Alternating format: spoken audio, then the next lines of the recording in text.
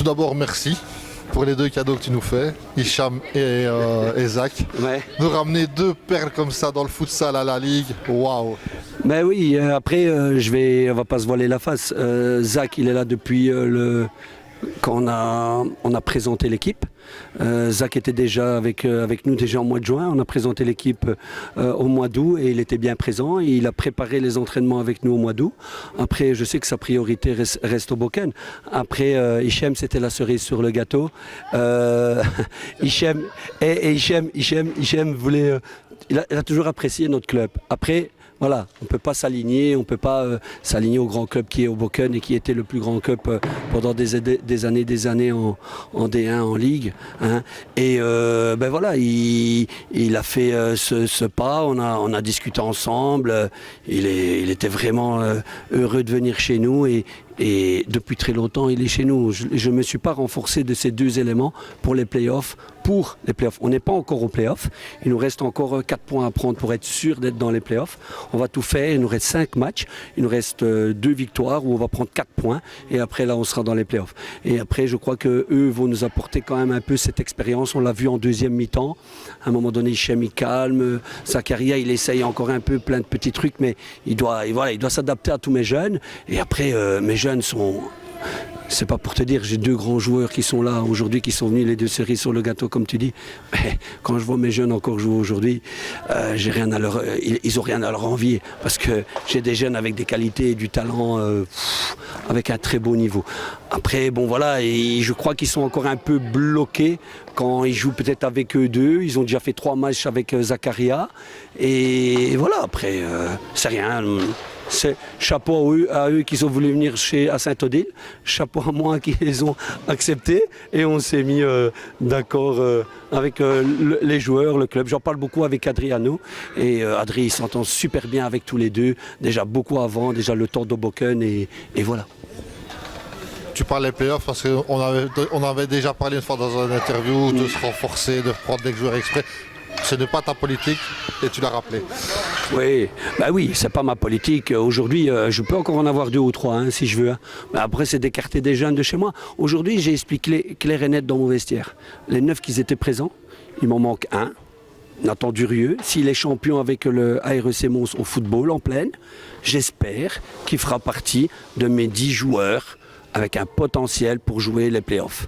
Voilà, aujourd'hui je ne me prends aucun autre joueur, je ne vais pas affilier quelqu'un avant le 31 mars, c'est impossible, c'est pas dans notre politique du club, c'est pas chez moi qu'on va jouer comme ça. Et voilà, je maintiens ma ligne de conduite.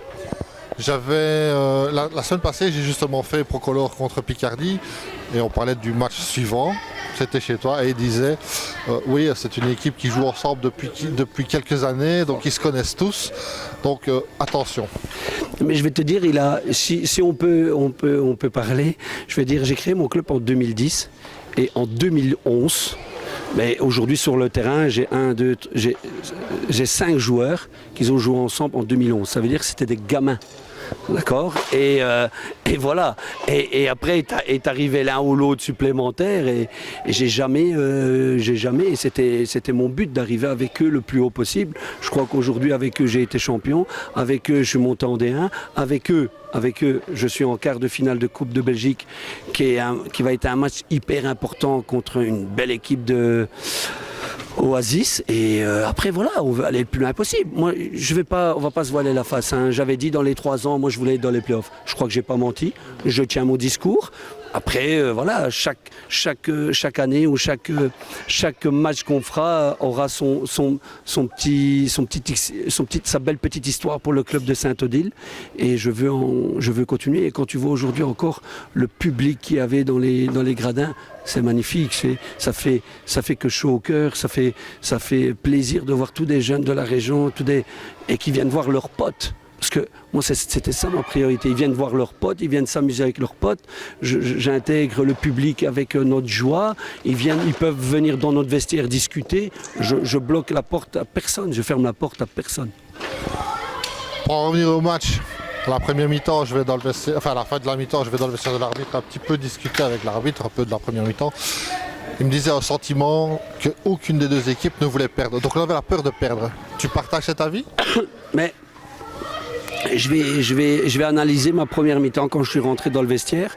Si tu vois, à un moment donné, le match, il était un peu décousu, et même dans le sens que personne n'a osé d'aller un peu trop vers le goal ou essayer de marquer ou d'encaisser.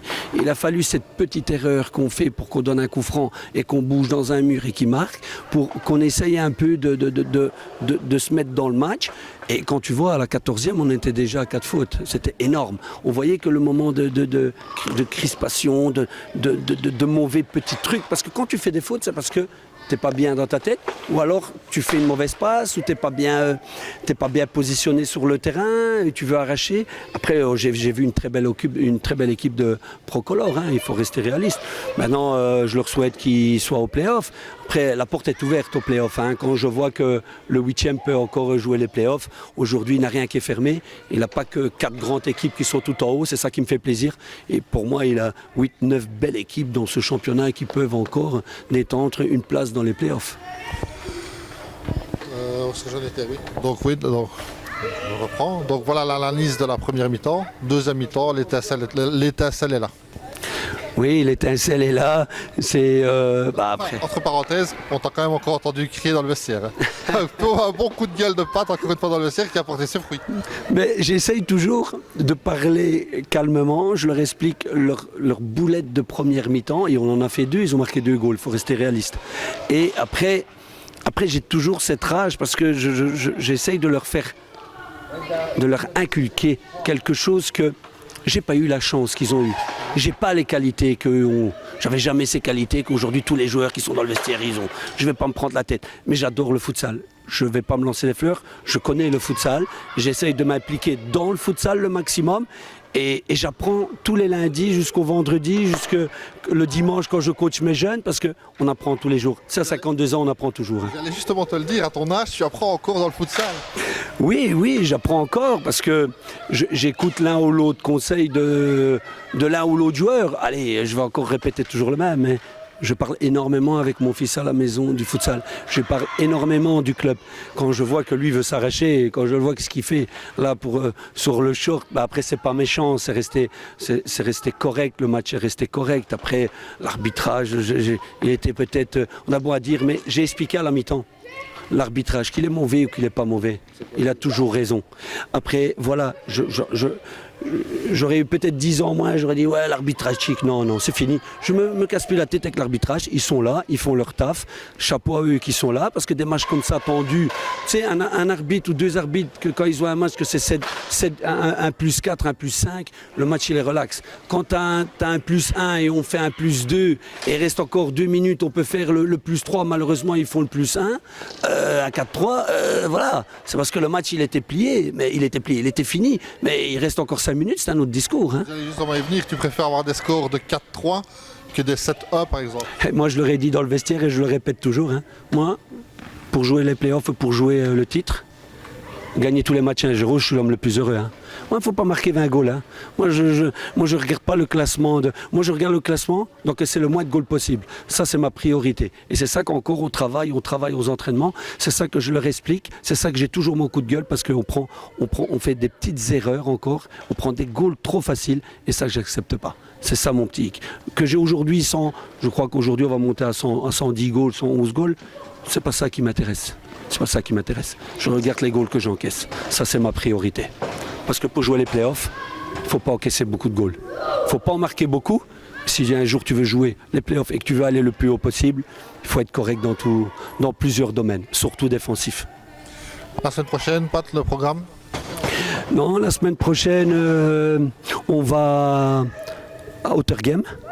On va à Ottergem, une équipe qui est venue ici, qu'on avait battue, mais 8-6, ou un score vraiment très limite. On avait fait 1+2. Une très belle équipe. Après, il aura 2 ou 3 joueurs absents. Regarde, aujourd'hui, je perds Hichem.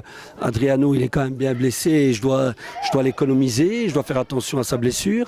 Voilà, je dois voir comment elle est. Il a eu aujourd'hui sa 3e carte Adriano. Je vais voir quand son match va être suspendu. Mais je dois calculer tout ça. Et après, voilà, on doit réfléchir à tout. Mais le groupe il est complet. Il me manquait aujourd'hui, on va dire, 2 joueurs, mais ces 2 joueurs font partie du groupe, comme j'ai dit dans le vestiaire. Et voilà, après les 8 ou les 9 meilleurs joueront les playoffs si on est aux playoffs. Pour terminer, phase un peu polémique dans la tribune à côté de moi, penalty. Pour toi, tu le vois ou tu le vois pas, mais non, on a revu les images et il y en a qui, effectivement, ils le balancent bien. Moi, c'est mon avis à moi, maintenant, moi, je suis neutre. Voilà, mais on va dire que moi, je vais rester neutre. Mais de mon côté, je vois pas comment il le prend, parce que si je vais rester correct, mon banc, il est là, il pivote. S'il le prend, je le vois pas s'il le prend vraiment correct ou pas. Après, ce petit numéro 9, un bon petit gamin, il est agile, il est speed, il a des qualités. Je n'ai pas encore vu son âge, mais aujourd'hui pour moi c'était l'homme du match. Après, leur 61 avec les qualités qu'il a, même il doit avoir un certain âge, c'est un très beau pivot. Et voilà, je vais pas. Moi mais bon après il râle toujours lui. Niveau foot, ça oui, il a son potentiel. Il a quand même joué à un top niveau. Hein. Ouais. Tu sais aujourd'hui, voilà, tant mieux pour lui. J'espère qu'il continuera encore. S'il sait le faire, qu'il continue le maximum. 47 ans, c'est très bien. Moi, de temps en temps, j'essaye de jouer en vétéran encore quand je peux. J'essaye de toucher le ballon quand je peux. Chapeau à lui. Ouais, mais j'arrive encore. C'est parce que les problèmes de santé, pour le moment, font qu'on ne peut plus. Mais sinon, j'adore. Merci Pat. Toujours Merci un plaisir. À toi. Toujours un plaisir de revenir. Viens boire un petit coup après à l'étage. Merci à toi. Merci.